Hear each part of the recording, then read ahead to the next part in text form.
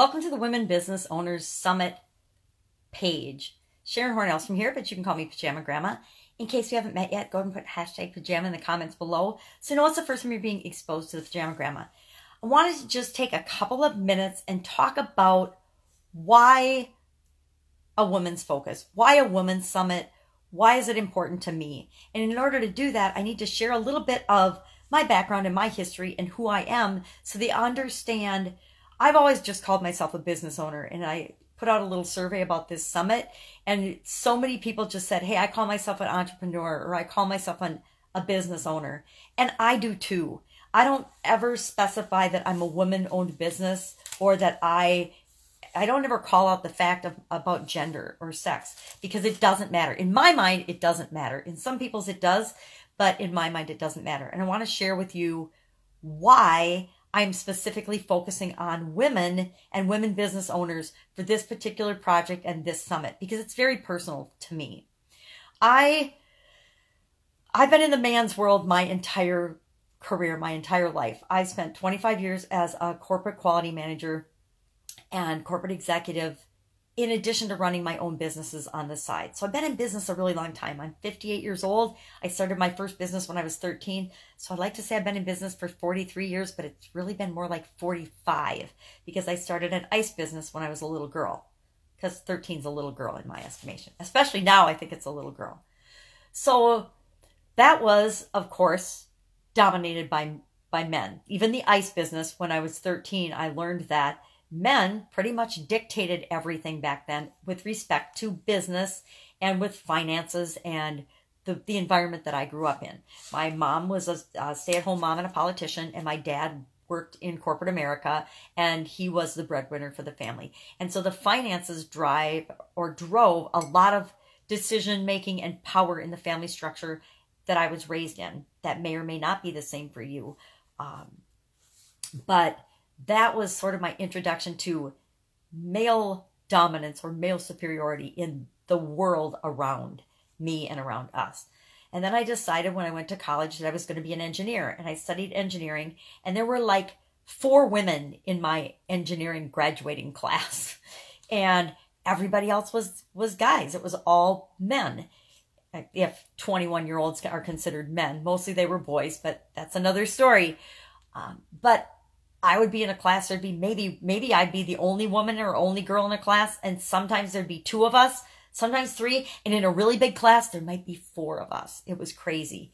But again, I saw that, and I was exposed to, well, most people in this field are men. Most engineers are men. I think that's changing nowadays, but back when I was going to college, it was predominantly men. When I started my career, I found the same thing. Although my first job, it was there were definitely more women than in a lot of organizations, because my first job was for one of the biggest manufacturing companies on the planet. And I was a team lead for that. And then I moved into quality. But again, it was almost all men. Each of our teams, I was a team manager, a team leader when I went there. I think I had 2 women on my team, which was one of the teams that had the most women, but predominantly manufacturing was, in this particular industry, was dominated by men. And I left that job, and I got a better job working for another company that actually had 7 different unions operating in it, and I was the only woman. There was me, and there was 1 secretary, and we had the same name, which was kind of awesome. But we were the only 2 women in the entire facility, and that in the manufacturing part of that business. And that was a lonely role. All of the people that reported to me, all of my peers were men, which I don't have a problem. I love men, but they think differently than we do. And I didn't really realize that until I had my children. I have both a son and a daughter. And as I was raising them, it really became apparent that our brains are actually wired differently. And that's a good thing, because I say and truly believe that if women's brains weren't wired differently, and if we didn't have the ability to multitask, the species would cease to exist. If we could think in a linear fashion like most men do, and again, it's not all men, it's not all women, but men tend to think in a competitive, linear fashion, survival of the fittest, more crock brain, they call it. And women tend to think in a more multifaceted way. And therefore, we approach situations and decisions and everything differently. And I would contend better than men. Now, men will argue with that. I always love it when I see an article that says people can't multitask. And it's always written by men, because men might not be able to multitask, but women certainly can. And again, they have to, or we wouldn't have continuing life forms on the planet. So that particular role was super challenging, and sometimes it was really, really bad, because not only did the union leadership not think that there should be a woman there, but they did everything in their power to try to make me miserable and try to undermine me and try to get me to quit that job, which I wasn't going to quit because I was more than competent, and it was actually a really good job. And I liked doing it because it was challenging and fun. And part of the challenge was navigating the relationships with all the different men and all the different unions and all the different entities that came into play there. I honestly think I got grieved almost weekly in that job. But it was lonely. I remember going up, my office was in a mezzanine, and sometimes I'd go in there and I would close the door and I would just close my eyes and I would just say, fuck, fuck, fuck, fuck, fuck, fuck, fuck, which really isn't very politically correct or professional, but I needed to get some of the negativity and all of the nonsense that the different men would perpetrate out of my system so that I could function and I could do my job. I don't think anyone ever knew I did that. I usually did it after hours when nobody was around, but it was just, that was one of my little strategies for releasing all of the nonsense and all of the tension that came with being the only woman in an environment like that. And, I just wanted to do an awesome job and to advance my career and to contribute to the organization that I was working for. I wanted to be seen as a valuable member of that organization and that I was contributing. And again, there were so many instances of inappropriate behavior not on my part, of course, but on other people's part. And it really, it was really hurtful and really painful a lot of the time. I was harassed. I was subjected to a lot of stuff that normally, like nowadays, I would never tolerate and never put up with. But I thought I needed to be there to do a good job, advance my career. And, internally, I wanted to prove I was good enough. I wanted the people in that organization, and the men in particular, because they were all men, my boss and my boss's boss, I wanted them to know that they made a good decision hiring me and that I could make a difference in that organization in a positive way and bring women into that environment. But it got really hard. I ended up having a baby and getting married, having a baby there. And that was absolutely, in the all-male oriented environment, totally unacceptable. And if I thought I had been having struggles and challenges before, that intensified 100-fold when I got pregnant and had my son. And as good a job as I wanted to do there, I found that I was not being able to make the difference that I wanted to make in my heart. I did make huge improvements in that organization, in that department, and the functioning and the efficiency and all the numbers and all the things that matter there. But I knew that I had to go somewhere else. I had to move on for my own sanity and for my own personal development and for my own sense of contributing to the world and making the world a better place by sharing my skills and my abilities. So I began looking for another opportunity. I knew that at some point you have to say, no, this isn't the right environment for me. And so I started to look for, a different opportunity, a different job, a different role, a different place where I could go and work, where I felt like my skills were more valued and I didn't feel like I was all alone and that I was the only one trying to make the workplace a better place.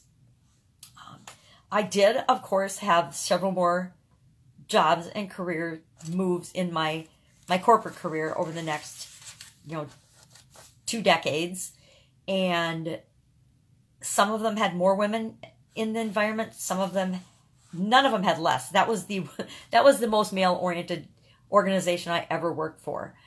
My next boss was actually a wonderful lady. She was the human resource manager, and she was my boss. I'm not sure why the human resource manager was my boss, but it was one of those smaller companies that grew up and got bigger.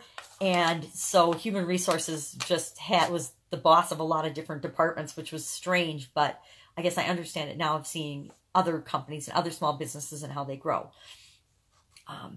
And that was much better from a personal development and able to contribute and make a real difference standpoint. And then after I outgrew that job, I went to another job, which was actually my last job in corporate America and was my very best job, because although there were only a few women and I was the only woman at my level in the organization, it was still an amazing, wonderful experience, because I went in there being 100% my authentic self. On the interview, I did one of those panel group interviews, and I just laid it all out. I said, this is who I am. This is what I stand for. This is what I believe in. This is what I don't stand for. This is what I won't believe in. This is what I'll call people out on. This is what I will support.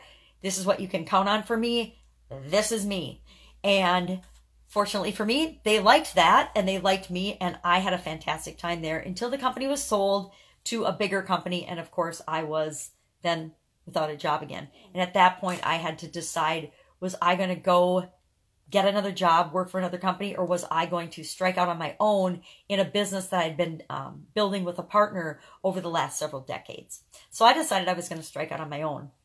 And what I found in that industry was, again, a totally male-oriented, male-dominated industry. And again, since men and women think differently, I found certain challenges and certain things in that industry that I just didn't think were right. And I knew weren't right morally, ethically, any way, shape, or form you look at them. I knew that they were not right, and I could not stand by and stay in that industry. But and that's actually what threw me out. Every time I left a job or an industry, or it was usually because of a values conflict or a values mismatch.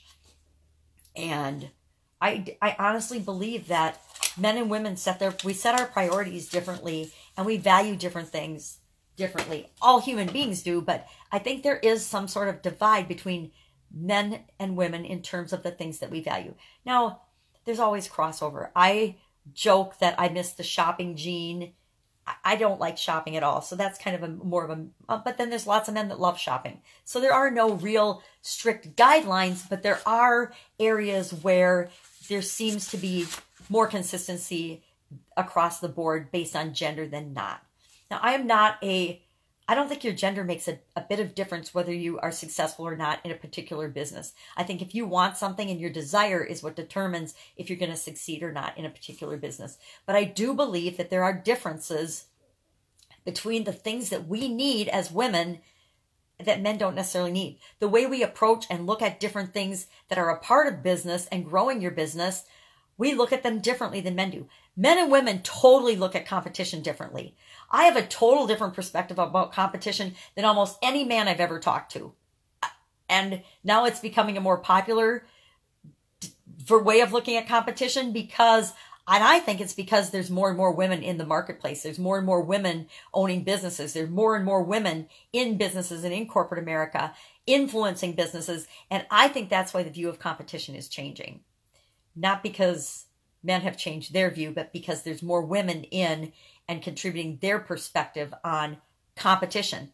Competition, confidence, ego, sales, marketing. Every aspect of our business is affected by the way we see things, the way we look at things, the way we experience the world. And I believe that men and women experience the world differently.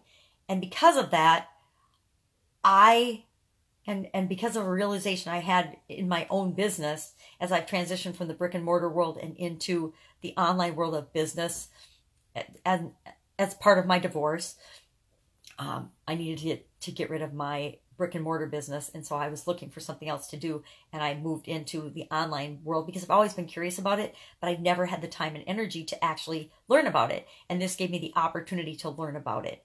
And as I made that transition, I realized that There's a lot more women in the online world, but we are totally underrepresented in so many areas where we should be equal and even superiorly represented. And so that is what led to me wanting to focus this particular project on women and what we need specifically to move us ahead in our businesses and in our lives. So that is why we are doing the Women Business Owners Summit. And you'll learn more about that in the coming days. Thank you so much for listening to my story and background and why I think focusing on women for this particular project is so important. Go out, make it an awesome day. See you soon. Bye.